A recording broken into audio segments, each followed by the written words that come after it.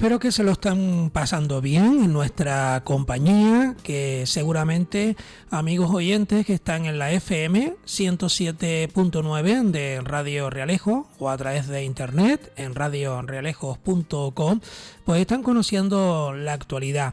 Y de eso se trata, que entre ustedes y nosotros pues podamos hacer una programación donde siempre estén bien informados y entretenidos con lo que hacemos aquí con todos mis compañeros desde primera hora de la mañana hasta última hora de la tarde-noche. Ya saben que si nos escuchan otro día son esas mejores entrevistas, esos mejores contenidos que solemos pasarlo en otras horas al día de nuestra programación y que sin duda luego pues pueden escucharnos si se lo pierden todo entrando en radiorealejos.com. Ahí buscan la palabra podcast y el programa este en concreto, que es Magazine Norte, y pueden a la carta cualquier hora volver a revivir nuestra programación. Y en los próximos minutos vamos a saludar a dos amigas de esta casa.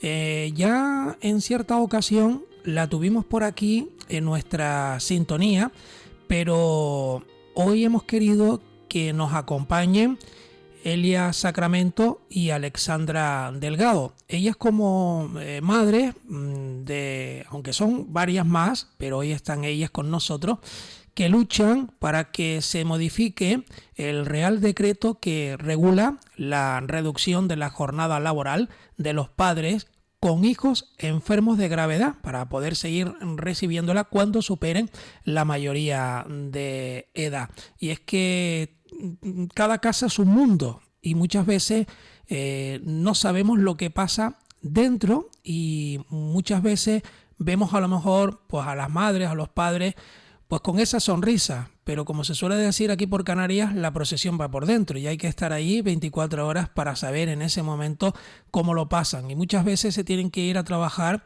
sin pegar un ojo, porque la noche la han pasado mal atendiendo a sus hijos. Elia Sacramento, te doy las gracias por estar nuevamente con nosotros. Muchas gracias y muy buenas. ¿Qué tal estás? Hola, ¿qué tal? Muy bien. Estamos muy bien, no nos podemos quejar dentro de lo que cabe. Estamos sanitos. Y la verdad que muy bien, muchas gracias por la oportunidad que siempre nos brinda.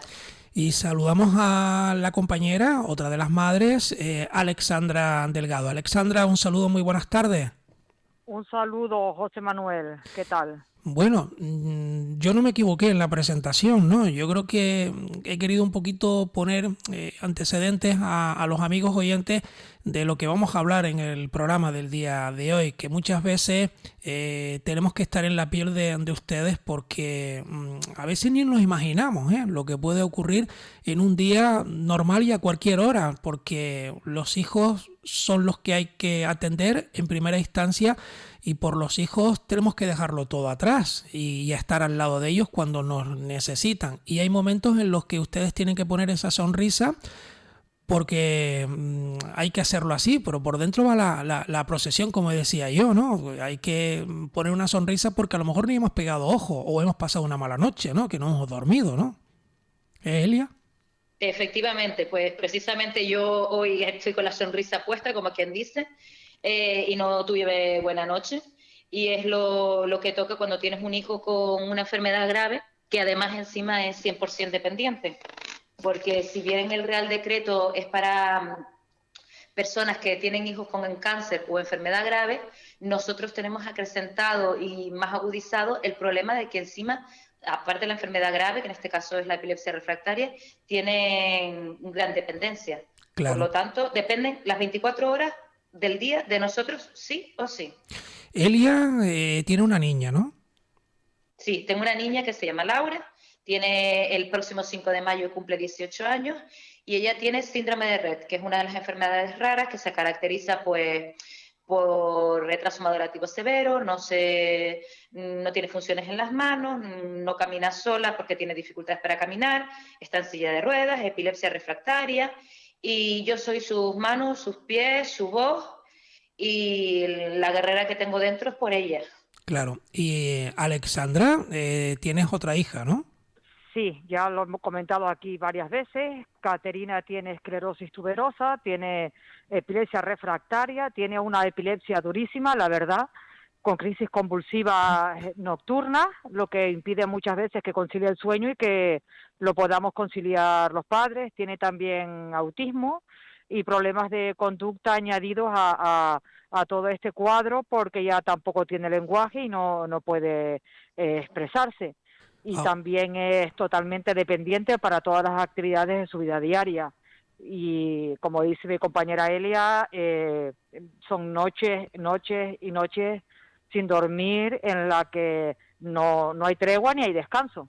claro, y de lunes a domingo, porque aquí no hay día de descanso.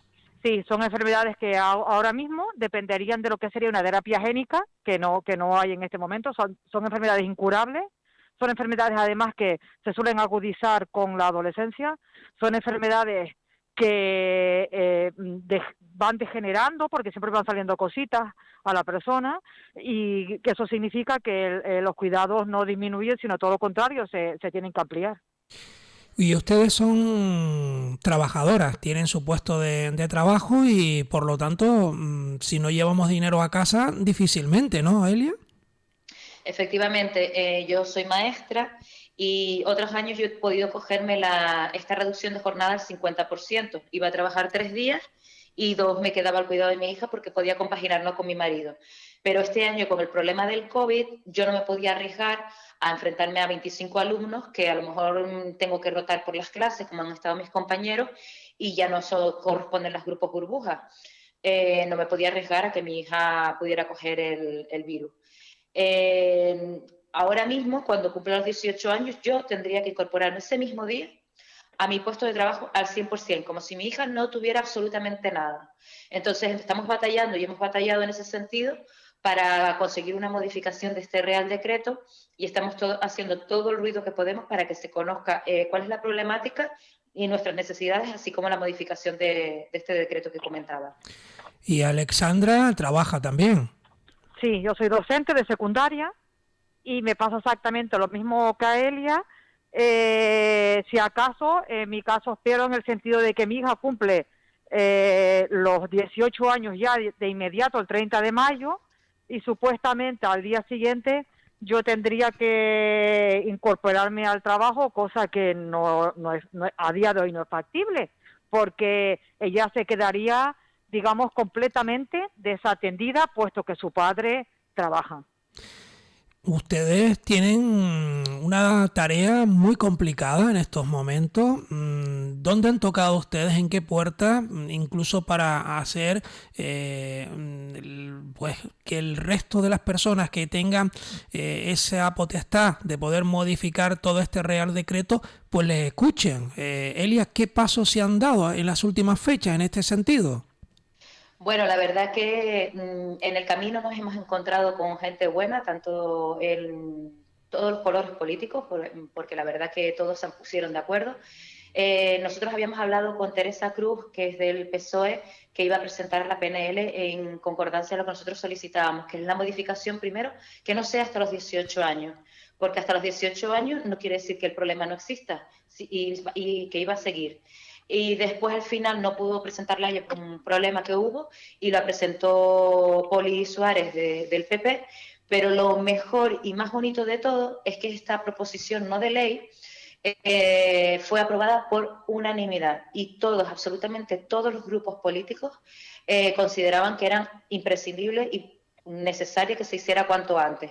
Lo que nosotros queremos es que esta PNL no sea solo eso, una propuesta de buenas intenciones, que como decía uno de los políticos que nos defendía, que no sea una propuesta de buenas intenciones, sino que vaya más allá, que se haga efectiva.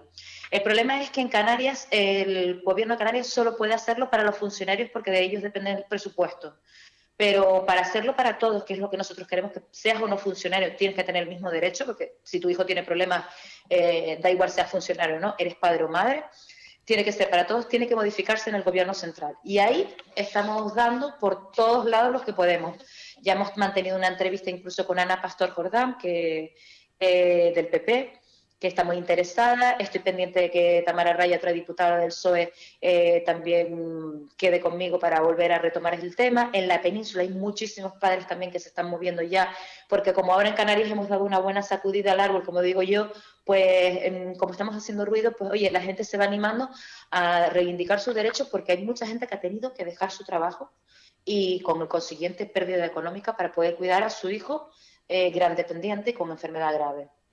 Esto ahora mismo está en un proceso de compás de espera, pero ven un poquito más la luz al final del túnel que antes, Alexandra. Pues sinceramente no lo sé porque hay muchas PNLs que se quedan en eso, en PNL, y nosotros lo que queremos es que se haga efectiva ya de inmediato. Decir también que económicamente nosotros, al ser cuidadores, ahorramos muchísimo dinero al Estado, que nosotros estamos haciendo una labor impresionante de cuidar 24 horas al día. Eso sería impagable por el Estado. Realmente no habría un vaciado en las arcas públicas, sino todo lo contrario, estaríamos haciendo un favor a la administración. Decir también que estos niños requieren de unos cuidados tan especiales, donde el 60% del sueldo de una casa se suele ir en estos niños, ya no solo en medicación, sino en cuidados, en pañales, en ropa especial de cama, en material ortopédico, en aparatos de respiración no invasiva, en fin, y muchas veces también en personas externas que ayudan en el cuidado para que los padres no estén sobrecargados. Ahora mismo, si piden ustedes todo esto que pueda salir hacia adelante, ¿qué ocurriría? ¿Que podrían estar compaginando trabajo y atendiendo a sus hijos, Elia? Después de los 18 años me estoy refiriendo, claro. Sí. A ver, no todas las situaciones familiares son iguales, como bien comentaste antes.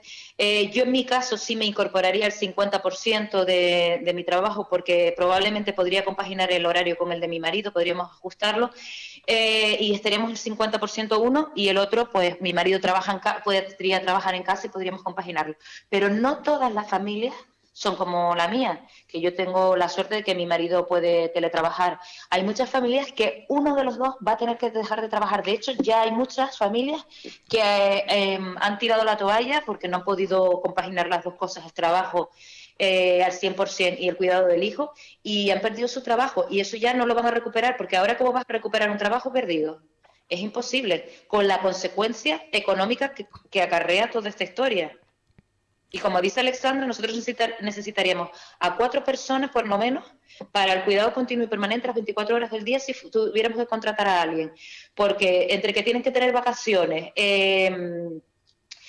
los días de descanso, y multiplican 950 euros, que es el salario mínimo interprofesional, por 4, nosotros le salimos súper bien a las arcas. A las arcas.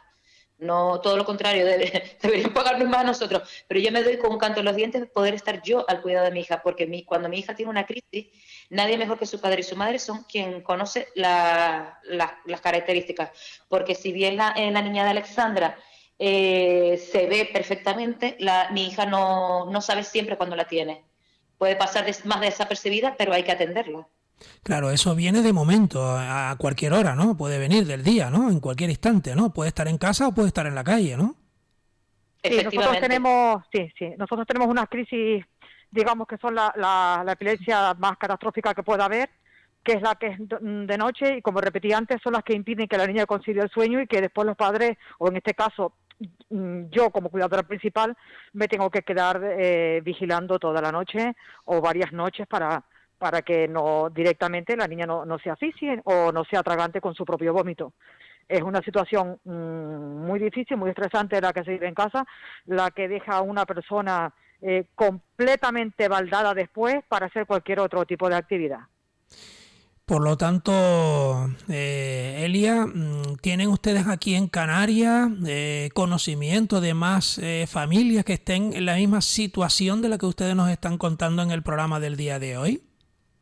Pues sí, mira, empezamos 4 que nos conocíamos entre sí o más o menos, En Gran Canaria, a ver, yo me subí a este carro porque la verdad en Gran Canaria había una madre que se llama Isabel, que había estado recogiendo firmas en este sentido para conseguir la modificación y las presentó ya en el Gobierno de Canarias para instar al Gobierno de Canarias y al Gobierno central para que se modifique este Real Decreto. Cuando yo vi esa recogida de firmas, digo, yo no voy a hacer otra, sino lo que tenemos que hacer es unirnos.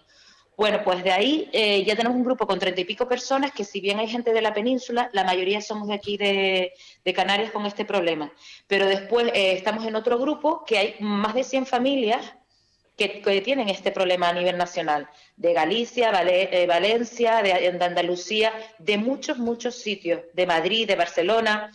Y no solo es la modificación del Real Decreto, solo la edad, sino que tampoco recoge si los padres están separados y en un momento determinado el progenitor que no convive con el hijo con enfermedad grave se queda en paro, la persona que tiene el hijo a guardia y custodia no puede acogerse a este decreto.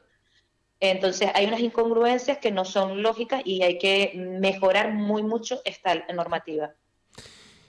Alexandra, ¿qué más se puede comentar? Bueno, pues se comenta el caso de la urgencia. Creo yo que en este caso lo que tenemos es una urgencia ante la inmediata llegada de la mayoría de edad de nuestros hijos. Yo ya te dije, mi caso particular es que mi hija cumple 18 años el 30 de mayo, no puedo incorporarme, obviamente, al puesto de trabajo porque definitivamente, y por decirlo duramente, corre peligro la vida de mi hija si yo la dejo desatendida. Tendré que cogerme la baja directamente hasta que la promesa que nos hizo Ángel Víctor Torres de que la PNL va a ser aprobada y podamos volver a recuperar el derecho al permiso con jornada retribuida se vea la luz. Y yo quiero pensar que lo han dicho de buena fe, que no se han olvidado de nosotros y que yo estaré de bajada solamente un mes o dos. Esa es mi idea. Pues la verdad que es un panorama que nos están explicando tanto Elia Sacramento como Alexandra Delgado. Son madres que están luchando para que se modifique este Real Decreto y que puedan ustedes, pues ahora que sus hijos cumplen 18 años, por lo menos compaginar lo que han hecho desde que nacieron hasta ahora, ¿no? Porque ustedes han compaginado ambas funciones, ¿no? La de estar en casa atendiendo a sus hijos, como en el trabajo, ¿no? En su profesión, Elia. Vamos a ver, sí, bueno, mi hija nació con el síndrome de Rett, se detectó más tarde, pero si bien yo nunca tuve la necesidad de acogerme a esta reducción de jornada, porque mi hija, dentro de su discapacidad y su dependencia, pues bueno, podía ir a un centro de educación especial y estaba ahí cuidada y trabajada.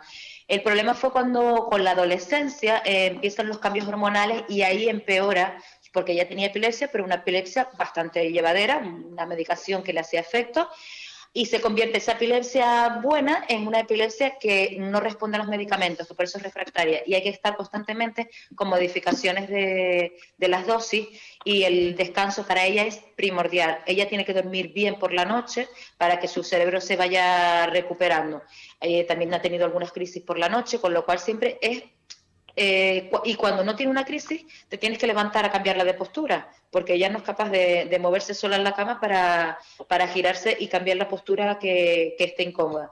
Entonces yo, mientras pude, trabajé al 100%, igual que mi marido, y no necesité esta licencia. Pero cuando ella empieza con los desajustes hormonales, eran ingresos hospitalarios todos los meses, varios días ingresada, tienes derecho a creo que son 8 días por ingreso hospitalario de tu hijo, y yo los agoté de la primera sentada. Y luego ya, bueno, el estrés de que cada 2x3 ambulancia medicalizada, hospital, revisiones médicas y todo eso.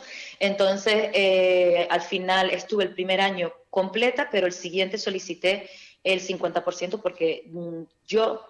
te digo, mi familia, por suerte, puedo permitirme el ir a trabajar, pero muchas de las familias, uno de los dos se tiene que quedar al 100%.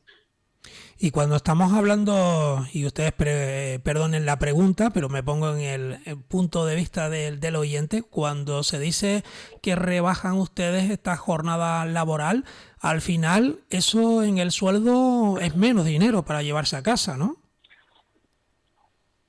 Pregunto, Elia. Vale. No, realmente nosotros no tenemos un descuento del sueldo, porque según este Real Decreto es una ayuda para conciliar cuando tienes hijos enfermos que están en continuos ingresos hospitalarios o visitas médicas o requieren el cuidado continuo y permanente las 24 horas del día. Yo sigo cobrando lo mismo, aunque no estoy yendo a trabajar. La gente siempre te dice, ay, siempre hay gente para todo, y te dice, ay, es que a mí también me gustaría quedarme al cuidado de mi hijo y criarlo y tal. Yo les regalo mi vida, si quieren, que se pongan mis zapatos las 24 horas del día, noches sin dormir, teniendo una persona 100% dependiente. A mí me encantaría que mi hija no tuviera nada. Yo tengo otro hijo que no tiene ningún problema. Si mi hija estuviera en la misma situación que mi hijo, yo iría a trabajar, pero bueno, se lo puedo asegurar, la persona más feliz del mundo. Me encanta mi profesión, me gusta mucho mi trabajo, me encantan los niños, que es lo que les doy clase a los pequeños, hasta 12 años, y yo iría encantada de la vida a trabajar, que no tuviera que necesitar esto, pero por desgracia, y a raíz de los problemas hormonales y todo lo que conlleva la adolescencia y esos cambios, no me ha quedado otra que cogerlo. Porque si no, yo no puedo ir a faltar días a trabajar y fastidiar a mis compañeros porque he tenido una mala noche. Y mis alumnos se merecen lo mejor de mí. Y no malas caras, ni no les importa a ellos que yo no haya dormido, ni les tiene que importar porque tienen que tener la mejor versión de cualquier maestro.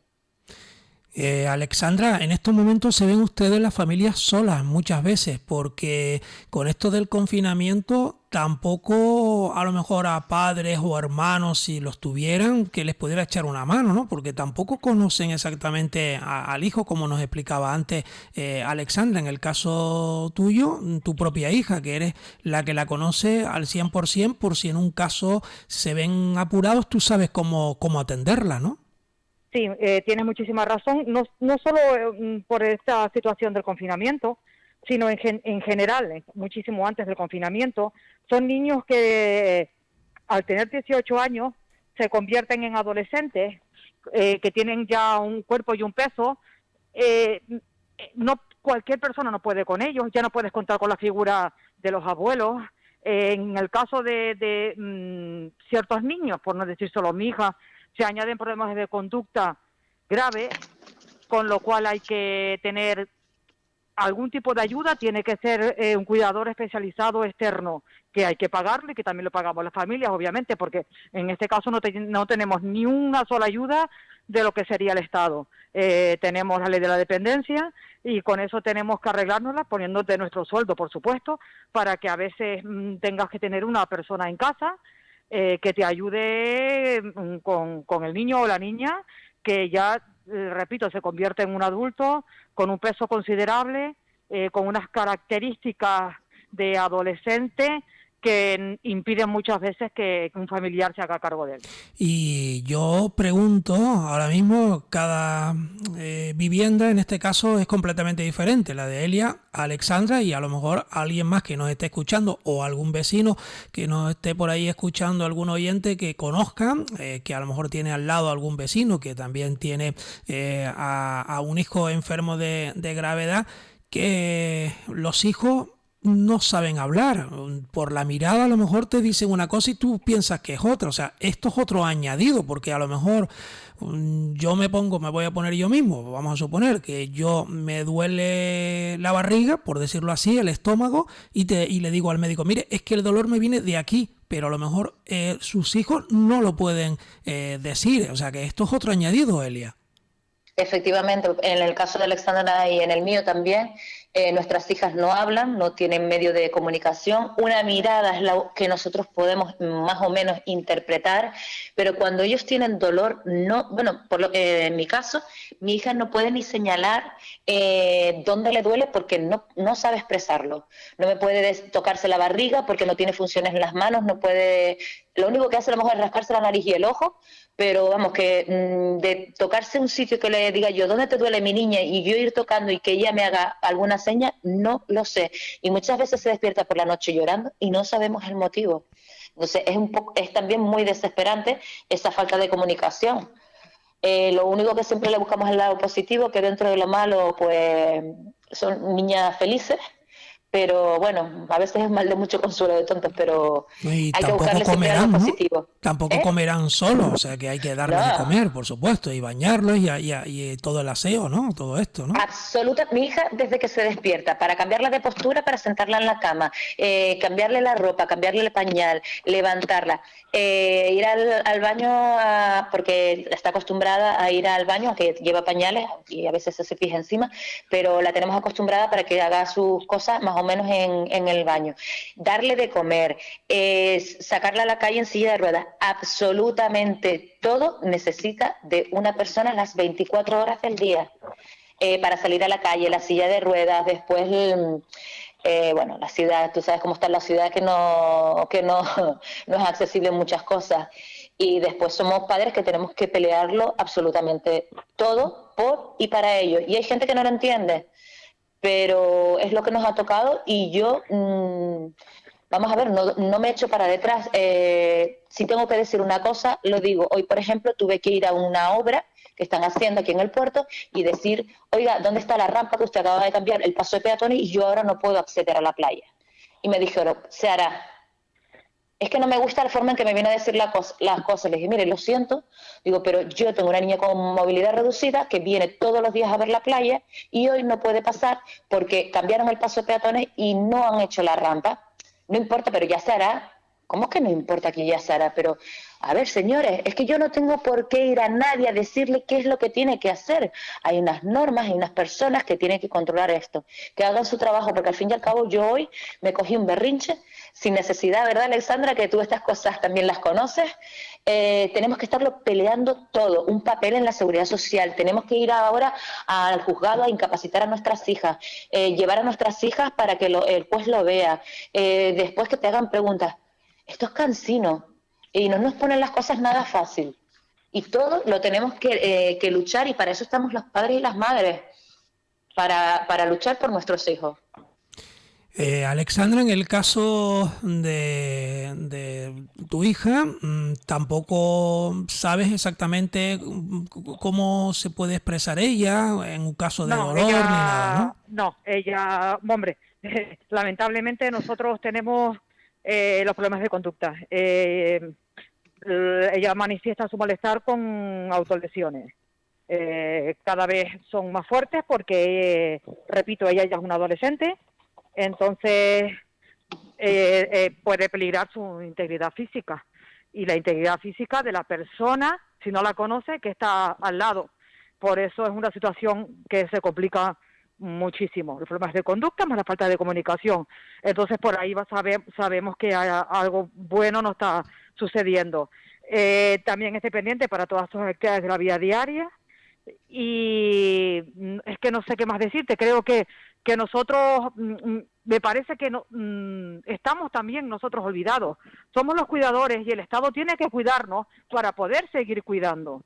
Y eso no lo ha tenido en cuenta al poner, digamos, el límite de edad en los 18 años. Cuando muchas veces, como ya no nos cansamos de repetir, y es ya bastante cansino, válgame la redundancia, las enfermedades estas no tienen cura. Las enfermedades suelen ir empeorando con la edad y sobre todo en la fase de la adolescencia. Yo creo que Elia también ha puesto otro tema sobre la mesa, ¿no? ¿Cómo le ven el resto de la sociedad? Y hay momentos en los que caminar para desplazarse, no por dar un paseo, sino a lo mejor que tienes que ir a algún sitio y tienes que ir por una calle, por una acera, y que muchas veces se encuentran con obstáculos, ¿no? Alexandra, ¿cómo ves todo este tema? ¿Cómo les trata el resto de la sociedad? ¿Cómo les ven? Sí, pues aunque está la ley, es verdad que las infraestructuras van bastante lentas. Sí tenemos que ser ciudades accesibles, ¿no? Por el convenio europeo. Lo que pasa es que estamos viendo muchísimos lugares que todavía incumplen la normativa. O sobre todo una lentitud, y a veces también uno piensa que es una dejadez, ¿no? Por parte de los gobiernos. locales, municipales, provinciales, cuando vemos calles que ya deberían estar totalmente reformadas y ser accesibles y siguen con la misma problemática, incluso no solo para nuestros niños, sino también para los que nos vamos haciendo ya mayores. Elia, ¿cómo ve la sociedad a ustedes? No sé si en un momento dado se han visto momentos complicados. Bueno, en cuanto a la licencia, por ejemplo, mis compañeros que están haciendo la misma función que yo, nunca he tenido ningún problema. Ellos entienden perfectamente que yo me acoja en determinadas ocasiones al 50 o al 100% de la licencia. Es más, ponen a otra persona por mí, con lo cual también genera otro puesto de trabajo. Y ya después, si me vas a hablar de las barreras arquitectónicas, ahí ya me terminas de meter la llaga. Porque aquí, en el municipio donde yo vivo, hay gente que es muy razonable con el tema y otras que no, y aparte que no hay un seguimiento. Con el problema que hemos tenido con el COVID, que las terrazas se han tenido que ampliar, pues yo entiendo que ellos tengan que comer y demás, pero hay unas normas y hay unas leyes que regulan este tipo de situaciones y no las cumple ni Dios. No las cumple prácticamente nadie. Yo pienso, cuando hacen las rampas, pienso en mi hija porque ella es movilidad reducida, pero si no le hacen un avisadero, un señalero para los ciegos tienen que saber que ahí hay una rampa por donde se pueden caer, resbalar, o que ellos piensan que pueden seguir. O sea, no es tan fácil, pero tampoco es tan difícil. Simplemente es que quien lo tiene que hacer sepa que lo tiene que hacer, que no tenga que ir ningún ciudadano, a ningún político, ni a ningún arquitecto, ni aparejador, a decirle qué es lo que tiene que hacer, porque es que después se molestan. No les gustan que le digamos, oye, mira, es que no tuviste en cuenta aquí a las personas con movilidad reducida, es que no tuviste en cuenta a las personas invidentes. Pues chicos, si no quieres que te diga las cosas que no están bien, hazlas bien. Y siempre se puede mejorar, y para eso está la ley que nos protege. Hay una desde el año 97, y esa es la más olvidada, que hay una reforma después en el 2014. Hay que cumplir la ley, sobre todo cuando son obras públicas. Y estamos hablando de sitios públicos que no son solo para las personas con movilidad reducida. Como decía Alexandra, nosotros vamos todos para viejos. Y tarde o temprano podemos tener un bastón, una muleta, o podemos estar en silla de ruedas o con un taca-taca. Y tenemos el mismo derecho a desplazarnos como cualquier persona que tenga las dos piernas bien puestas.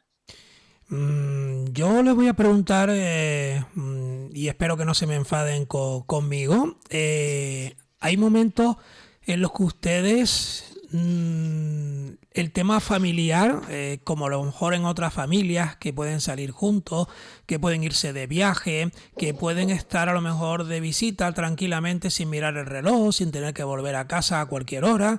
Digamos que ustedes, ¿cómo llevan el tema familiar, Alexandra? Bueno, pues la verdad es que la vida social se reduce bastante.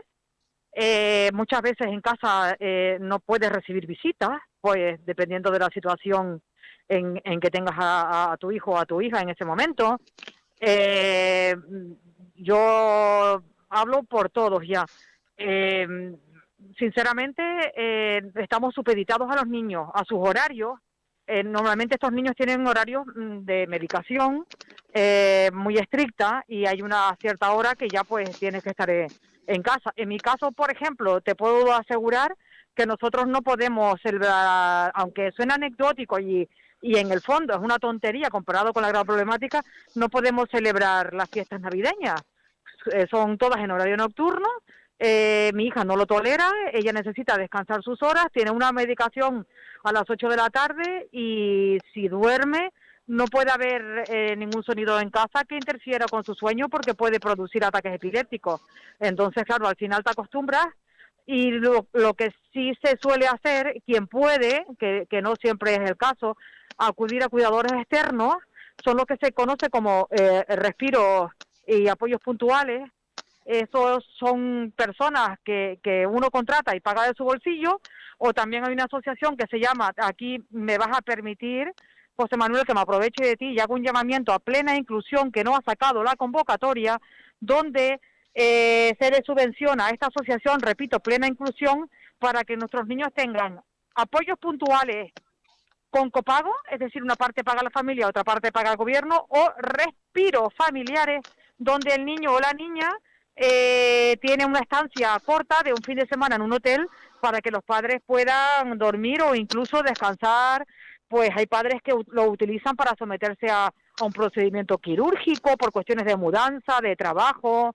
Esos son, repito, de plena inclusión la asociación, y las convocatorias suelen salir tarde, pero bueno, salen. Y también echamos mano de eso para hacer un poco de vida familiar, ¿no? Con el resto de la familia o con el resto de los amigos o muchas veces con la simple pareja, porque a veces los padres tienen que hacer turnos, mientras uno se dedica al cuidado del niño, el otro descansa. A veces no se puede hacer una actividad conjunta porque uno de los cuidadores tiene que descansar. Pues esto es lo que nos están contando, la realidad de puertas para adentro en muchos de los hogares españoles que ahora mismo pues tienen estos hijos enfermos de gravedad y que sus padres pues hoy intentan que esa ley se pueda modificar y que se pueda compaginar el trabajar y también el poder seguir atendiendo a sus hijos. Entramos en la recta final. Yo no sé si se queda algo más que añadir. Ojalá que pronto lleguen noticias positivas, Elia. Pues lo único que nosotros queremos es que esto salga más pronto que tarde y que no se quede en papel mojado, porque ha sido un desgaste en todos los niveles.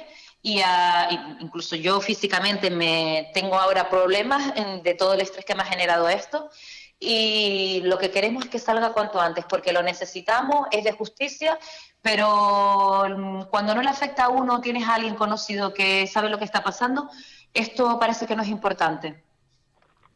¿Qué nos puede contar ya por último Alexandra Delgado? Pues lo mismo digo yo, esto es una cuestión de urgencia, esto no puede esperar. Nosotros estamos en situación de estrés ahora mismo, psicológica y emocionalmente, por la inminente llegada de los 18 años de nuestros hijos, y esperamos que el gobierno se comprometa a cumplir lo que no es un privilegio, es un derecho y sobre todo es de justicia para que tanto los cuidadores como los niños podamos vivir con dignidad. Y la última, que esta sí, ya me vino a la mente ahora y yo, aunque vaya mirando el reloj y dándole las gracias a ustedes por este ratito de radio, sí, verdad que le voy a hacerle esta pregunta porque ¿qué dicen el resto de los familiares? ¿Cómo les ven a ustedes? Incluso los otros hijos que están con ustedes conviviendo en la misma casa, porque todos viven esta situación. ¿Qué se comenta, Elia? Bueno, yo sí tengo un hijo de 13 años y el otro día, como me ha visto hablar tanto del tema y salir en los medios, me dijo, mamá, entonces yo si tengo con 17 años, por casualidad tengo cáncer y cumplo los 18, entonces tú no me podrás cuidar a mí aunque tenga los 18 años. Y entonces le dije, bueno, según cómo está la ley ahora mismo, no podría cuidarte.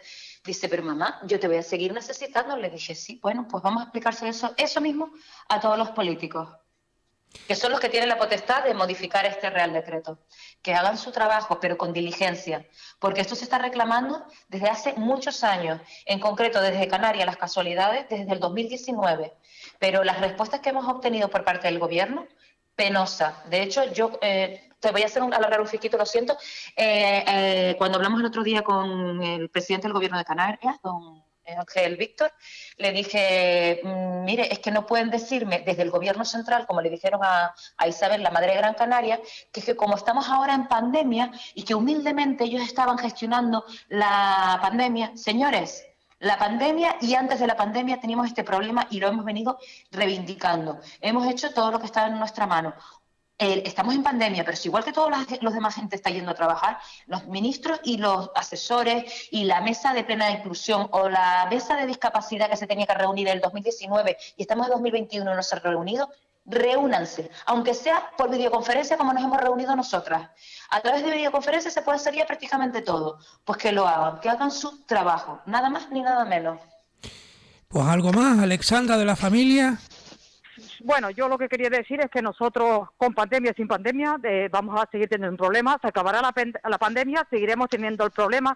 Vendrán otras pandemias, seguiremos teniendo este problema grave y no podemos estar esperando a una solución porque peligra no solamente ya la salud de nuestros hijos, sino la salud de nosotros que somos quienes lo cuidamos, que también nos tenemos que cuidar. Y vuelvo a repetir ya lo último, esto que se pide es por derecho, por justicia y sobre todo por vivir con dignidad, que está recogido no solamente en nuestra Constitución, sino en la Declaración Universal de los Derechos Humanos.